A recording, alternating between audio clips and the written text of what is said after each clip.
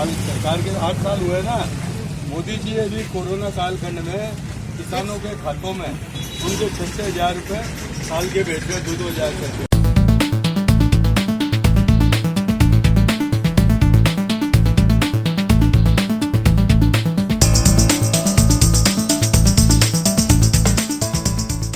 केंद्र सरकार की 8 साल के कालखंड में जो उपलब्धियां रही है, उन उपलब्धियों को लेकर कर आज हमारे पार्टी के जनसंघ के संस्थापक रहे आदरणीय सुंदर सिंह जी भंडारी की पुण्यतिथि है और कल डॉक्टर श्यामा प्रसाद मुखर्जी की पुण्यतिथि है। इन 2 दिनों पर विशेष अभियान चला है। इस अभियान के अंतर्गत हम घर घर जा रहे हैं और विभिन्न स्थानों पर गाँव में और शहरों में चौपाल लगा कर और मोदी सरकार की जो उपलब्धियां हैं उनके पत्रक आम जन तक पहुंचा रहे हैं। और ग्रामीण भाइयों से हम ये चर्चा भी कर रहे हैं कि जो मोदी जी की योजनाओं का लाभ है, जो सीधे उनके अकाउंट के अंदर आ रहा है, खाते में है, चाहे किसानों को किसान निधि की बात है 6,000 रुपये की, और चाहे राशन है 5 किलो अनाज और 1 किलो दाल फ्री मिल रहा है। हम किसानों से पूछ रहे हैं कि वास्तव में उनके अकाउंट में आ रहा है या नहीं आ रहा है।